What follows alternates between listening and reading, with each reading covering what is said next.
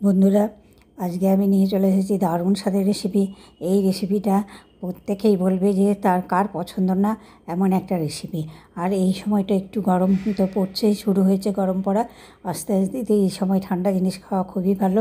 তাহলে চলো এই রেসিপিটা দিয়ে প্রত্যেকেই বলবে আহা কী সুন্দর, এই রেসিপিটা পেলে কি মজার। নমস্কার, আমি শিল্পী হেলদি ফুড জন্য তোমাদেরকে সবাইকে স্বাগত করছি।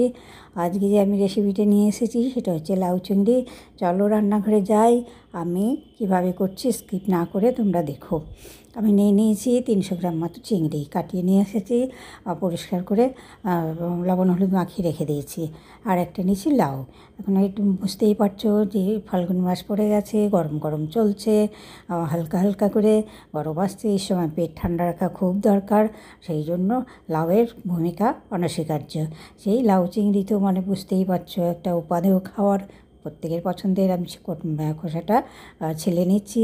ছেলে নিতে নিতে আমি তোমাদেরকে একটু বলে দিই, ছেলে নিয়ে ধুয়ে নেব, গোটা ধুয়ে নেব, তারপরে আমি গ্রেট করে নেব। তার মধ্যে বলি একটা কথা তোমাদের বলে রাখি, আমার যারা দর্শক বন্ধু আছো প্রত্যেককেই, যে আমি একটা আমি সার্ভিস করি সরকারি।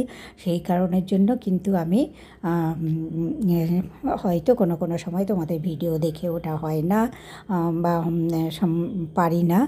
বুঝতেই পারছো, অফিসের কাজের ব্যাপার থাকে, নিজের পরিবারের কাজের ব্যাপার থাকে, সেই কারণে আমি প্রতিদিনও ভিডিও দিতে পারি না।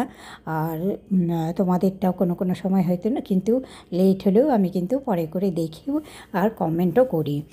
সেই কারণে কেউ আনসাবস্ক্রাইব করে দিও না প্লিজ, তোমাদের কাছে অনুরোধ। আমি কিন্তু তোমাদের ভিডিও অবশ্যই দেখব। আমার গ্রেড করা চলছে, গ্রেড করতে শুরু করেছি, লাউটা ভালো করে ধুয়ে নিয়েছি। তোমাদের কাছে অনুরোধ প্লিজ তোমরা কিন্তু কেউ আনসাবস্ক্রাইব করো না। আর যারা যেখান থেকেই দেখো না কেন, নতুন বন্ধু যারা আছো তাদেরকে আমি অসংখ্য ধন্যবাদ জানাচ্ছি, তোমরা পাশে থেকো। আর যারা পুরনো বন্ধু, নতুন বন্ধু যারা আছো দেখছো, তাদের যদি রেসিপিটা ভালো লাগে তাহলে আমি যেভাবে করছি যদি তোমাদের ভালো লেগে থাকে তাহলে প্লিজ তোমরা চ্যানেলটা সাবস্ক্রাইব করে পাশে থেকো, আমি যেন নতুন নতুন ভিডিও দিতে উৎসাহ পাই। এবং তোমরা যদি বলো যে আমি কেন ইউটিউব করছি, আমি অনেক রান্নাগুলো দেখি ইউটিউবে, আমি দেখি রান্নাগুলোর মধ্যে কোনো রকমের হেলদি ভাবটা নেই, যে কারণে অল্প কিছু উপকরণ দিয়ে সুন্দর টেস্টি রান্না করা যায়, সেই রান্নাগুলোই আমি শেয়ার করে দেওয়ার জন্য।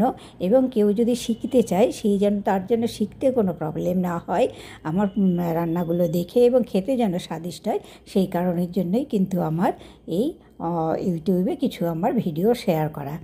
আমার কিন্তু বিরাট নাম যশের দরকার আছে সেটা নয়। কড়াই বসিয়ে দিয়েছি, তেল গরম হয়ে গেছে, চিংড়িগুলো প্রথমে ভেজে নিচ্ছি, এইটুকু আমার যেটা দিয়ে।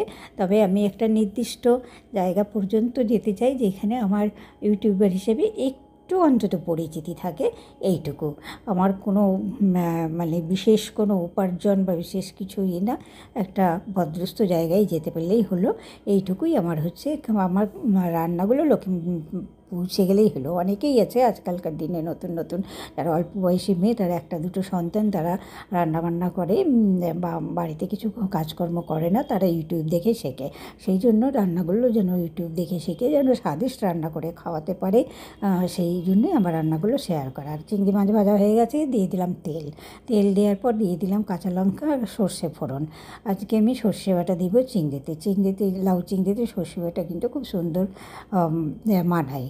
সবসময় জিরা আদা পেঁয়াজ লঙ্কা দিয়েই সবসময় সব কিছু ভালো লাগে না, সেই কারণের জন্য কিন্তু আজকে আমার এই রেসিপিটা সর্ষে বাটা দিয়ে, একদম প্লেন সর্ষে। তো দিয়ে দিয়েছি, লাউগুলো দিয়ে দিলাম, লঙ্কাগুলো ভালো করে ভাজা হয়ে গেছে, দিয়ে দিলাম লাউ দিয়ে এবার আমি ঢেকে দিলাম। ঢেকে মশলাটা করে নেব। সর্ষে বাটার নিয়মটা বলে দিচ্ছি।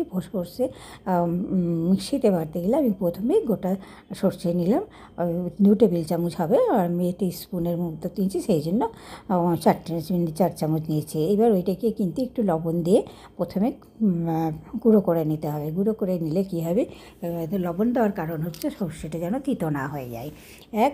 2 নম্বর হচ্ছে গুঁড়ো করে নিলে পরবর্তীতে পেস্টটা কিন্তু ভালো হয়। তো এবার দিয়ে দিলাম, তারপরে গুঁড়ো করার পর দিয়ে দিলাম একটু জল আর টমেটো দিয়ে পেস্ট করে নিলাম। পেস্ট করার পর এবার দেখুন অনেকটাই কিন্তু লাউটা নরম হয়ে গেছে। আর এই যে এইভাবে করতে গেলে চোখ মুখ দেখে লাউগুলো থাকবে না, লাউগুলো বেশ মিলিয়ে যাবে। এই কারণে আমি সবসময় লাউ, চাল কুমড়ো কোনো কিছু করতে গেলে আমি কিন্তু গ্রেট করেই করি। এটা গ্রেট করে করবে, খুব তাড়াতাড়ি রান্নাটাও যেমন তাড়াতাড়ি হবে, খেতেও কিন্তু খুব সুন্দর হবে। লবণ হলুদ দিয়ে দিয়েছি পরিমাণ মতো, যেমন পরিমাণ থাকে এমন তোমরাই দেবে, ওইভাবেই দেবে।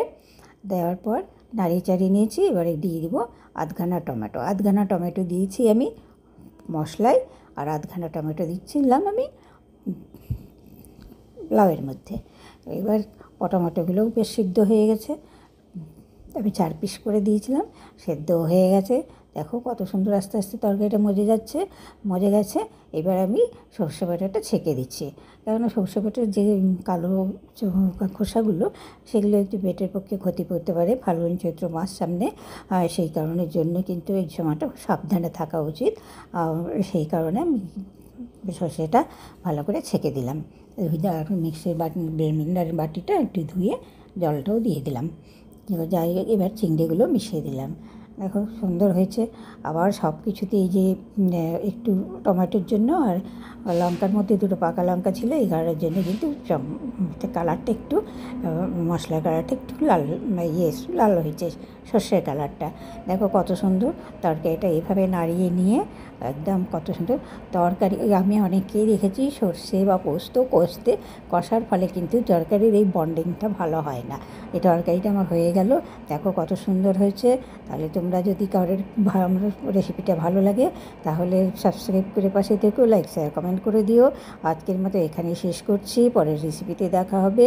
নমস্কার, ধন্যবাদ, সুস্থ থেকো, সাবধানে থেকো।